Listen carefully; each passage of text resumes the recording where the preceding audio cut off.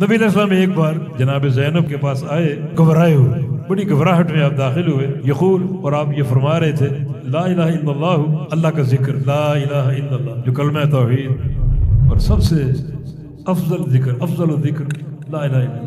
سفیان ثوری کے قول کے مطابق انسان بہت سے ذکر کرتا ہے، لیکن جس ذکر سے ابلیس کی کمر ٹوٹتی ہے وہ لا الہ الا اللہ، ابلیس کی کمر ٹوٹ جاتی ہے، لیکن فہم کے ساتھ۔ لا الہ رکن نفی، اور یہ نفی مطلق ہے، کہیں کوئی معبود نہیں، یہ تنکیر، اس کے معنی کو سمجھو، نفی مطلق، کہیں فضاؤں میں، آسمانوں میں، زمینوں میں، سطح زمین پر، زمین کے اندر کوئی معبود نہیں، نہ کوئی حجر، نہ کوئی شجر، نہ کوئی مورتی، نہ کوئی نبی، نہ کوئی جن، نہ کوئی انسان، نہ کوئی اجمیر کی سرکار، نہ کوئی لاہور کی سرکار، نہ کوئی پاک پتن کی سرکار، کوئی معبود، لا الہ، کوئی معبود۔ اس لا کے علم کو لو پہلے، نفی مطلق پر آ جاؤ، پھر اس بات مقید، صرف ایک ذات ہے معبود حق، الا اللہ، اللہ کی ذات۔ یہ کلمہ آپ نے یہ ذکر کیا، مانا ایک فتنے کی آپ کو خبر دی گئی، اور آپ نے لا الہ الا اللہ سے فتنے کا ذکر کیا۔ اس میں دلیل ہے کہ جب فتنے ہوں، فتنوں کی کثرت ہو، تو بندہ کثرت سے اللہ کا ذکر کرے۔ یعنی پیارے پیغمبر نے لا الہ الا اللہ یہ ذکر کیا فتنے کی نشاندہی سے قبل، یعنی ذکر ایک کارآمد ہتھیار ہے آپ کے ہاتھ۔ صحیح بخاری کی ایک اور حدیث ہے،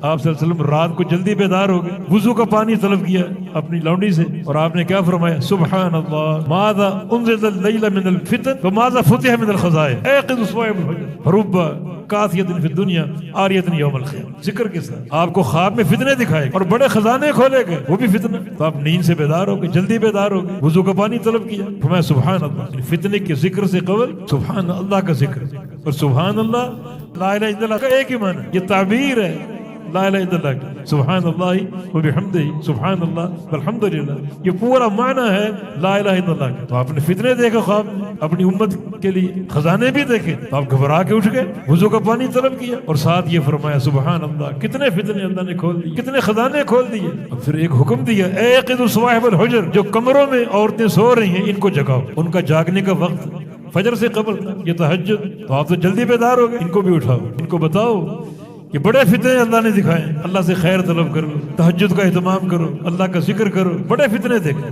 رب قاثیۃ فی الدنیا عاریۃ یوم القیامہ، دنیا میں بہت سی عورتیں لباس پہنی ہوئی، قیامت کے دن برہنہ اٹھیں گی، بے لباس اٹھیں گی۔ اس کے بہت سے معنی ہیں، لیکن اصل معنی یہ ہے کہ دنیا میں بہت سی عورتیں لباس پہنی ہوں گی، کسی کی عورت پر مالداری کا لباس ہو، کسی پر عہدے کا لباس، کہ فلاں عورت خاتون اول ہے، فلاں عورت ملکہ ہے، فلاں شہزادی ہے، یہ لباس ہے دنیا کی۔ قیامت کے دن آئے گی، نہ شہزادی کا لباس ہوگا، نہ ملکہ کا ہوگا، نہ خاتون اول کا، برہنہ آئے گی ان لباسوں کے بغیر۔ پھر وہاں کیا کام آئے گا؟ یہ اللہ کا ذکر، تعلق باللہ، یہ نمازیں، یہ کام آئے گا۔